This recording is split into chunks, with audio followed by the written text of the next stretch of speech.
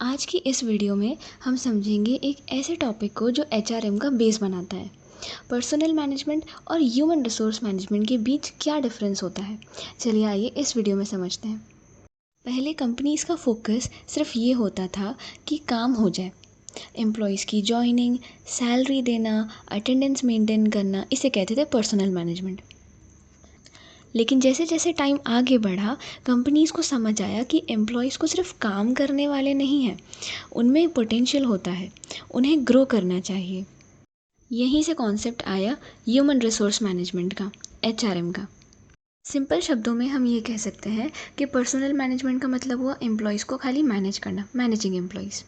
लेकिन एचआरएम का मतलब होता है कि एम्प्लॉयज़ को डेवलप करना, ताकि वो खुद भी ग्रो करें और वो ऑर्गेनाइजेशन की सक्सेस में भी हेल्प करें। पहला जो डिफरेंस है वो ये है कि पर्सनल मैनेजमेंट एक ट्रेडिशनल अप्रोच है, यानी कि पुराना तरीका।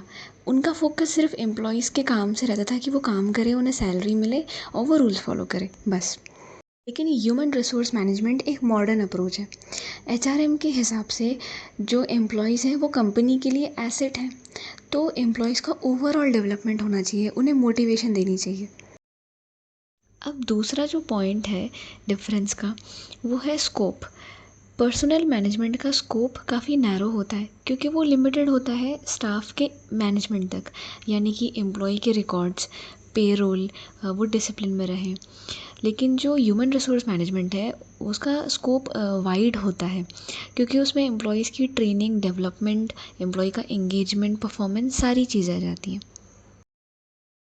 तीसरा जो डिफरेंस है दोनों में वो है नेचर का, यानी पर्सनल मैनेजमेंट रिएक्टिव होता है।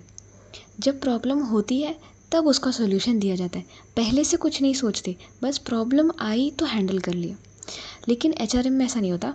एचआरएम प्रोएक्टिव होता है, यानी प्रॉब्लम्स आने से पहले ही प्लानिंग कर लेता है, फ्यूचर नीड्स को समझकर काम करता है।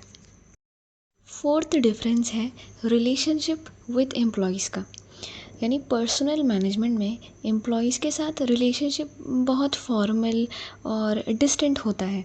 उनका रोल सिर्फ काम करना होता है और उन्हें मतलब एक कॉस्ट या टूल की तरह देखा जाता है। लेकिन एचआरएम में एम्प्लॉयज़ के साथ रिलेशन फ्रेंडली और लॉन्ग टर्म होता है। मतलब उन्हें एक वैल्यूएबल एसेट या पार्टनर की तरह ट्रीट किया जाता है, उनकी फीलिंग्स को भी इम्पोर्टेंस देते हैं। जो लास्ट पॉइंट ऑफ डिफरेंस है वो है डिसीजन मेकिंग का, यानी पर्सनल मैनेजमेंट में जो डिसीजंस है वो सिर्फ टॉप मैनेजमेंट या बॉस ही लेते हैं। एम्प्लॉयज़ से ज़्यादा मतलब सजेशंस या उनसे कुछ पूछा नहीं जाता बहुत ज़्यादा। लेकिन एचआरएम में ऐसा नहीं होता। एचआरएम में जो डिसीजन मेकिंग है वो डिसेंट्रलाइज्ड होती है, यानी कि अलग अलग लेवल्स पे लोग डिसीजंस लेते हैं और एम्प्लॉयज़ के ओपिनियंस बहुत मैटर करते हैं, सजेशंस उनसे भी लिए जाते हैं।